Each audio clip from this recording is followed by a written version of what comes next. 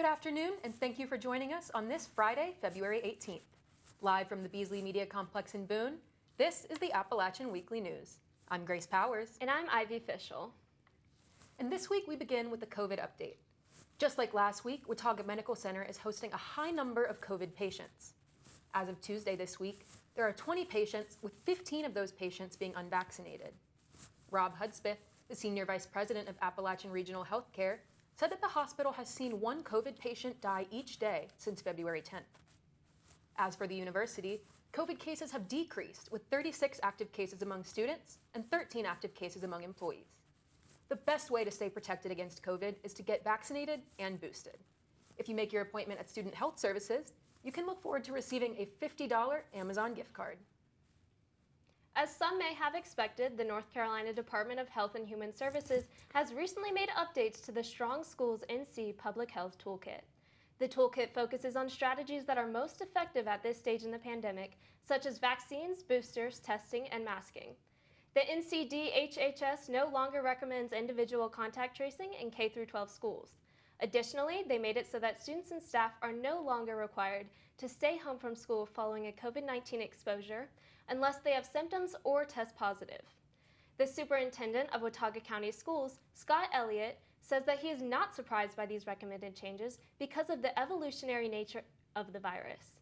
The Watauga County School System says that they will continue to work with community partners like Boone Drug, Samaritan's Purse, and the Health Department to have vaccines, boosters, and masks available to students and employees.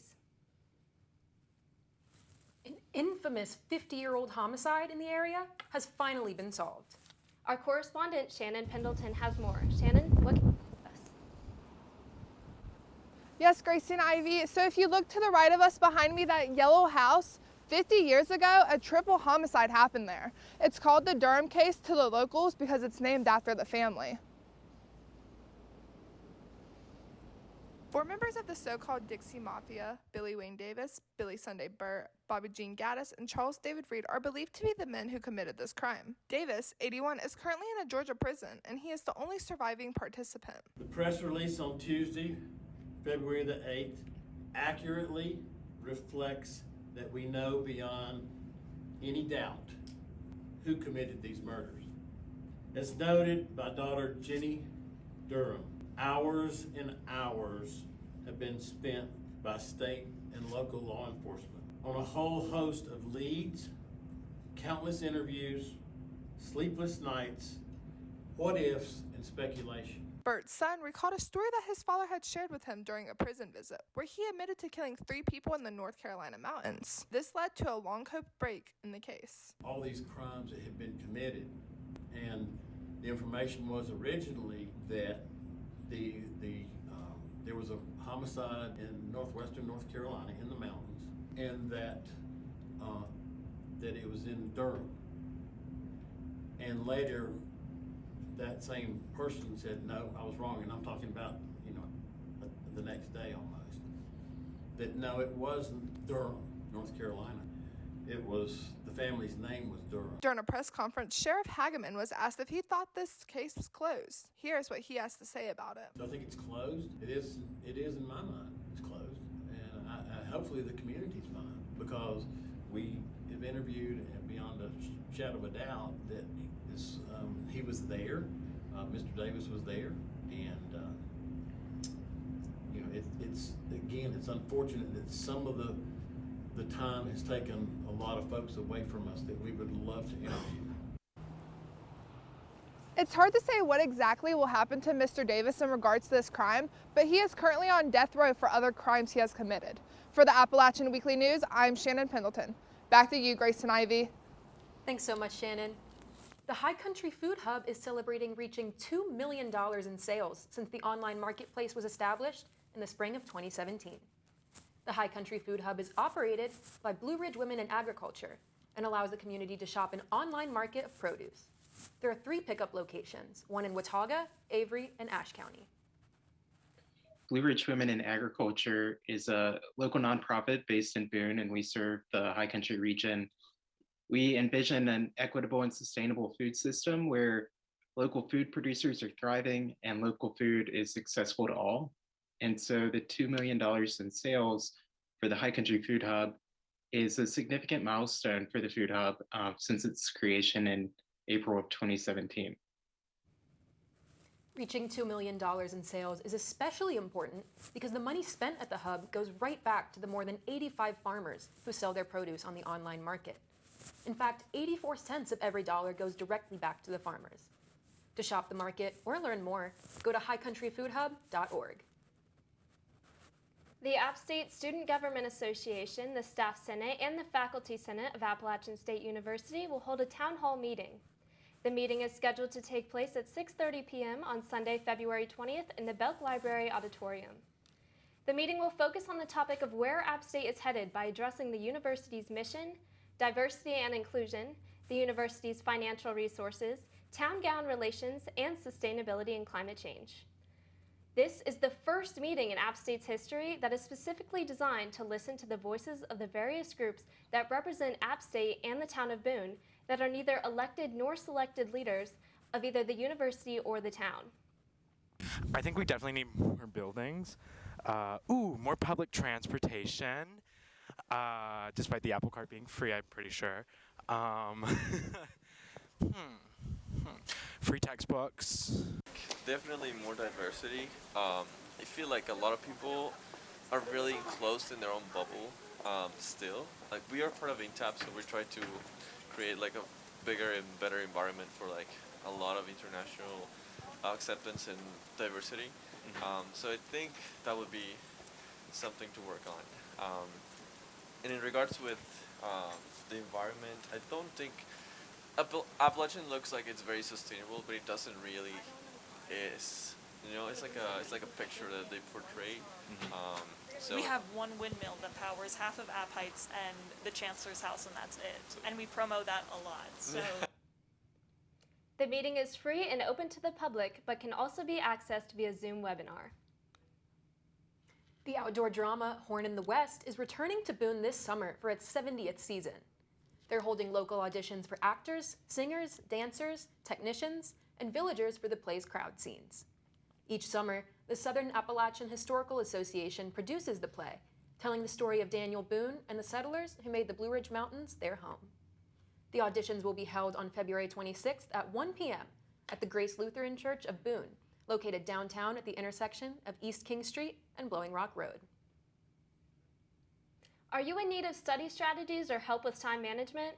App State Student Learning Center is home to a group of academically successful upperclassmen students known as peer academic coaches. These students are trained to provide coaching for academic success. Peer academic coaches can help students with topics including time management, study strategies, managing procrastination, goal setting, and organization. Coaches are able to work with students across all majors through in-person or virtual appointments. There are also several drop-in sessions offered where students can learn about specific topics. For more information, you can email appac@appstate.edu. Our correspondent Alex Urquiza is live at App Heights, where a pipe burst has caused several students to be displaced from their dorms. Alex, what more can you tell us?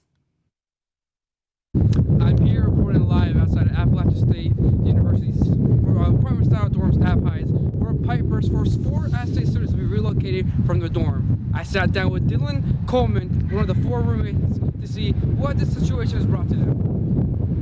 What would you do if your home started flooding and forced you to move out in the middle of the semester?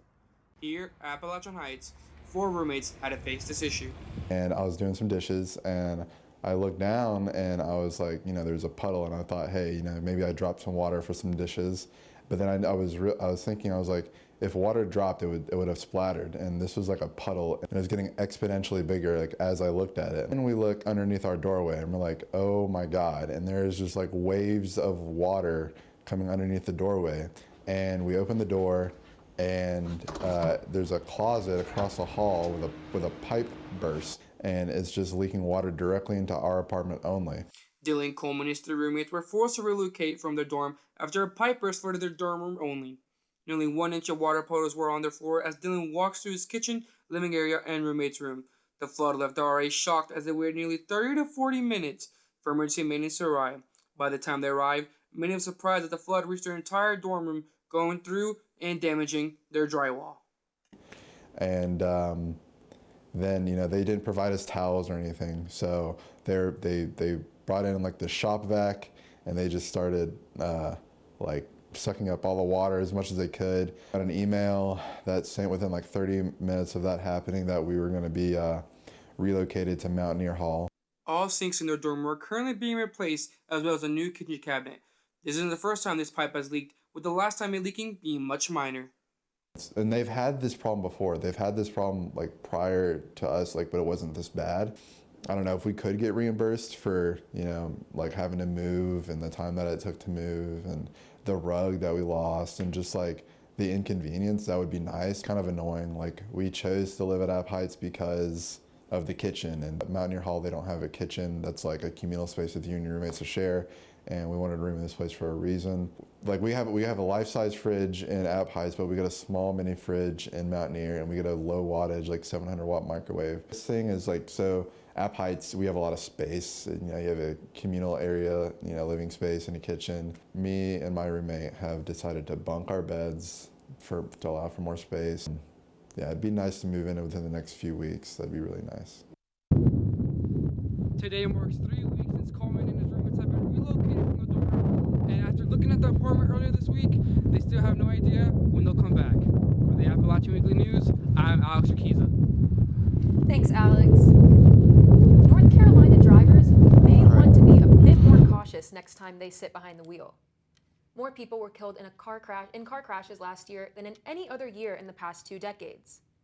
The previous record of traffic fatalities was 1,704 in 2007.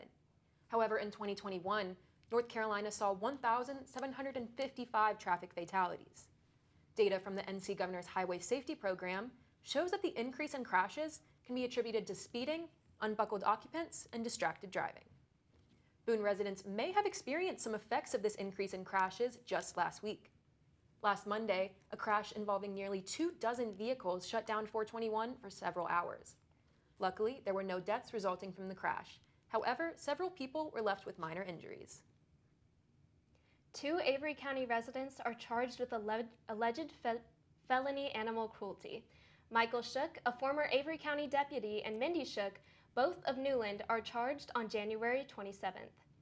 According to the warrants for their arrest, the magistrate found probable cause that they, quote, unlawfully, willfully, and feloniously did cause the death of Spencer, a dog, by intentionally and maliciously disfiguring and withholding necessary sustenance, end quote.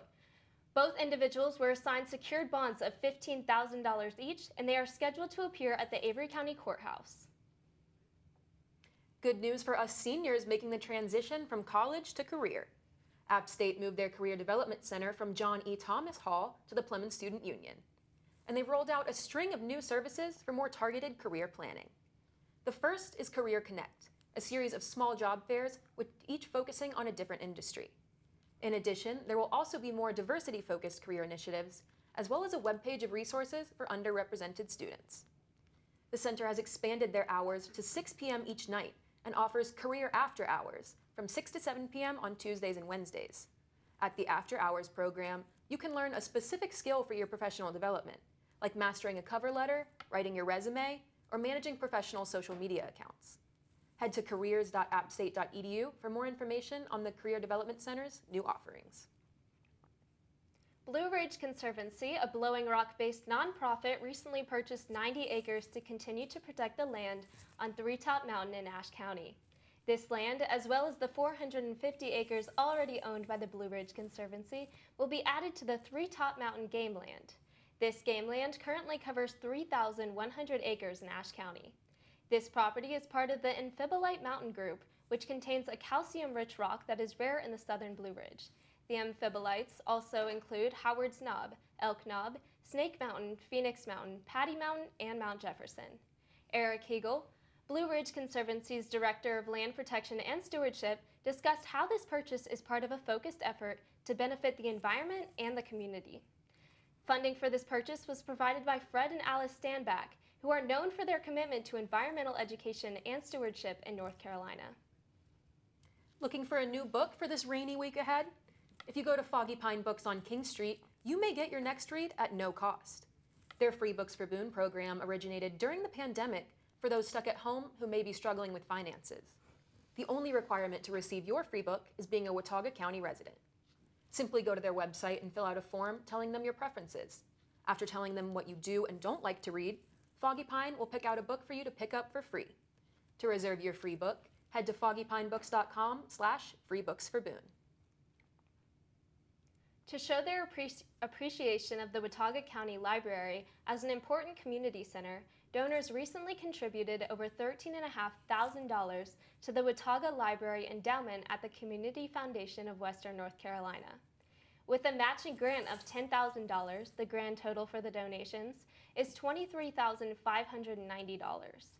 The endowment provides support for the library for the long term without reducing the principal of its funds. The endowment balance is currently about $250,000, which is held and managed by CFWNC in Asheville. These funds are crucial for library projects such as providing special youth books and media, PC upgrades, a poster-sized printer for Storywalk, a youth bilingual literacy station, and a wireless ceiling projector for the community room. It may be a surprise to learn that one of the largest destinations for Russian nesting dolls is right here in our backyard. Walton Conway is the owner and founder of the Golden Cockrell, specializing in porcelain figures, ornaments, and of course, nesting dolls. In 1991, Conway traveled to Russia to teach English, but with the fall of the Soviet Union, he decided to help his friends out by starting a business. Conway bought nesting dolls off the street to resell to other businesses. Then, in 1993, the Golden Cockrell opened its doors here in the High Country with its very own workshop in Russia. They're mainly wholesale, selling to clients like Urban Outfitters, Pepsi, FX, Netflix, and more. General Manager Cassie Burgess gave me a tour of the store, showing me some of their most notable pieces. Semyonov dolls. They all have the signature red or yellow babushka. Rose is the flowers that they traditionally use when they paint these types of dolls. Next is different regions. You know, you have Zagorsk and Nolinsk. This is one of my favorites. You can always tell a doll from Zagorsk because if you feel that. If you're interested in seeing nesting dolls from hundreds of Russian artists, check out the Golden Cockrell, located on Highway 194. For the first time since the beginning of the academic year, Plymouth Student Union was filled with students dining at Cascades Cafe this past Monday. Campus dining supervisor Sam Boone said the goal was always to reopen, but they were unable to due to a staff shortage. Campus dining lost about 40% of its staff during the COVID-19 pandemic. Some campus dining locations, such as Crossroads, the Wired Scholar, and Row S Dining Hall, were prioritized for staffing so those locations could open at the beginning of the academic year. My favorite part about Cascades is probably Smoothies. That was most exciting. I did not think that they would open again. I would come to this area and just see the little gray, jail-looking bars up. We are in the middle of the month of February. Cascades is still running with limited operations to ease the fact that there is still not a lot of staff. Cascades will still have full service at the Sandwich Bar and Smoothie Bar, while Grains and Greens, a full-service build-your-own salad and grain bowl, will not be available yet. The new cafe hours are 7:30 a.m. to 3 p.m. Monday through Friday. February is Black History Month, and our own Nick Fago talked to some students about the importance of recognizing and celebrating Black history. We are in the middle of the month of February, which is Black History Month. I am here standing at Plymouth Student Union on campus at Appalachian State University. This is home of the Black Student Association here at App State, and it's heavily supported by the community here. Here's what I have learned on this journey. The Plymouth Student Union has a wide range of different diverse groups. One of my favorite spots in Plymouth is the MLK mural on the first floor, which represents Black History Month. It is home to the Black Student Association, also known as BSA, which is located on the second floor of the Student Union. BSA is a part of the Multicultural Center here in Plymouth. I was unfortunately able to find someone from BSA to interview, so I talked to some students about their feelings of Black History Month. Really just, I would say it's like a reminder for the past that we can learn from it, but also it's a way to look forward to the future because it also brings, Black people together. So Black History Month means that to celebrate Black history in the United States and everything. In the past, African Americans have been not really well represented in history. This holiday is a month of celebration and not forgetting the past. This is a huge part of our community here at Appalachian State University, and we as students and staff try to find ways to better our diversity and make everybody equal. And make everyone one big community. While progress has been made, there is still plenty of work to be done. Happy Black History Month, everybody. With Appalachian Weekly News, I'm Nick Fago. Coming up on the Appalachian Weekly News, App State baseball makes its return.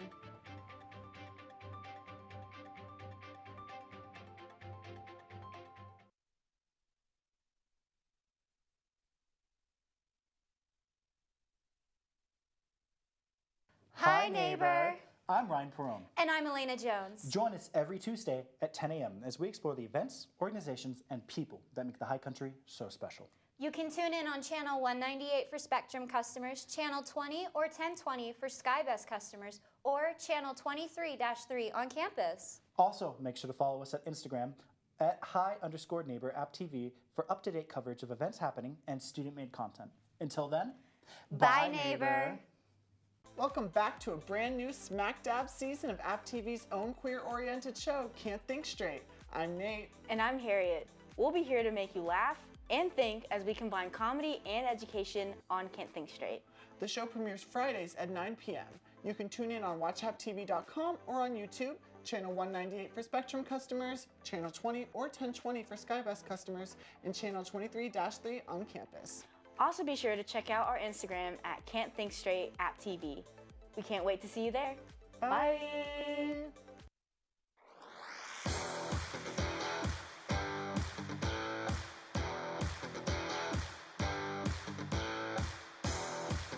The football season's over, but we are far from done.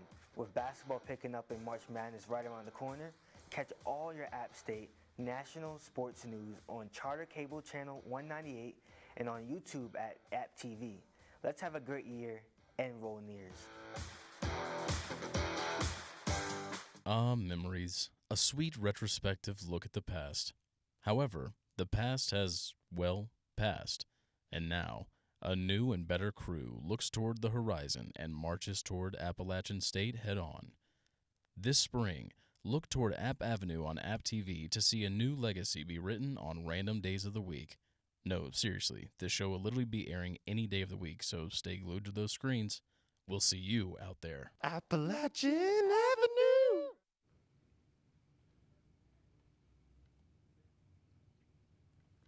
Welcome back to the Appalachian Weekly News. Well, Ivy, it was a bit of a sad time at Convo last night. Stephen, what more can you tell us? Yeah, last night didn't go quite as well as Boone would have wanted it to. Men's basketball continued to cool off, losing their second game in a row.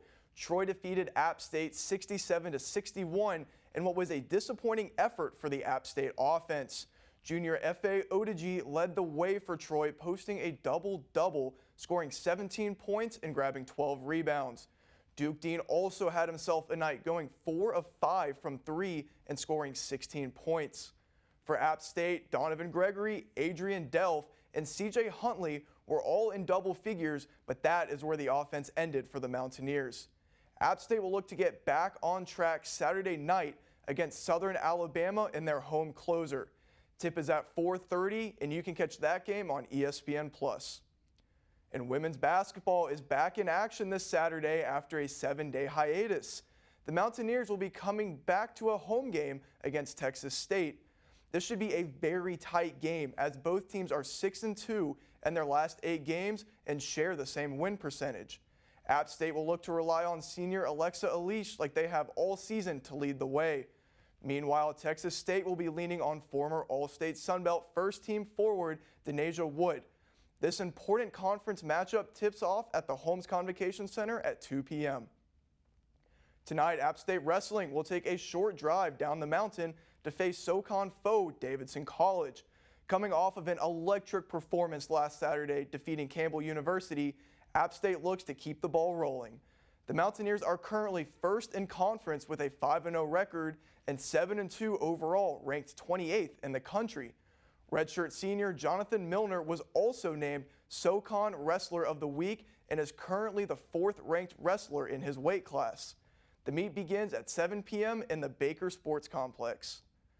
The Sunbelt Indoor Championships for indoor women's track and field begin Monday in Birmingham, Alabama. App State is coming in hot after winning 2 of their last 3 events, and grad student Peyton Simmons was just named Sunbelt Field Athlete of the Week. The schedule has not yet been announced, but you can catch all the action on ESPN+. And Mountaineer baseball takes the diamond for the first time of the season tonight at Campbell University. The team will be looking a bit different this year, as only 4 of the 9 defensive starters are returning from last season. Preseason All-Sunbelt second baseman Luke Drumhiller will look to lead this younger team on the offensive side of the ball after a strong 2021 season. On the pitching staff, junior Tyler Tuthill was named to the preseason All-Sunbelt team and will be the Friday night starter for this App State team. First pitch for this game is scheduled for 5 p.m. and you can watch it on ESPN+. This is a very exciting time for App State athletics as winter sports conference tournaments are right around the corner and spring season sports seasons are now beginning. That's a wrap on sports this week. Grace and Ivy, back to you. Thanks so much, Stephen. Now it's time for your High Country High Note. There are just about 12 different stores in Boone that sell CBD or hemp-related products. But just one of those is rebranding itself and advocating for the legalization of medicinal marijuana. Our correspondent Zanara Marine Lopez has more. In 2018, former President Donald Trump signed the Farm Bill, introduced by Congress, a law that legalized the selling of hemp and the production of products like CBD. Holistic Health Solutions here in Boone opened shortly thereafter, but have since rebranded themselves as a dispensary with a cause. The main reason we're here for is to be an educational resource for the High Country. We want to give customers an individualized approach where they can come in, we can learn the customer's needs and educate them on the products to best address those needs. App State alumni Michael Taylor opened Holistic Health Solutions located on 214 Shadowline Drive. After almost a decade in the restaurant industry, he turned to CBD as a business venture when the Farm Bill passed. And there's a new bill that could affect Taylor's business. The North Carolina Compassionate Care Act is sitting in the General Assembly right now. It's sponsored by both Democrats and Republicans, and if passed, it'll legalize cannabis for those suffering with severe medical conditions. So really a big part of it is bringing awareness to people. A lot of people around here, they've never been to the legal states. They have no idea what health benefits there are. And so our big thing is to educate people on, hey, these products can help with sleep or pain or anxiety and things like that, and kind of open the door to a more holistic approach to healing that differs from traditional medication. And many of Taylor's customers come as recommended by their doctor after certain diagnoses. There's a long list of them. Sleep, pain, anxiety, those are the big 3. But neuropathy, arthritis, MS, a lot of local cancer patients come here. I mean, there's probably 100 different medical issues that have walked through the door that we've been able to help people with. As the cannabis industry changes through the years, so will the passing of new laws. Holistic Health Solutions is here to stay and will always be Boone's first dispensary. For the Appalachian Weekly News, I'm Zanara Marine Lopez. That's our report this week. I'm Grace Powers. And I'm Ivy Fischl. For all of us at the Appalachian Weekly News, thanks for watching. We'll see you next time.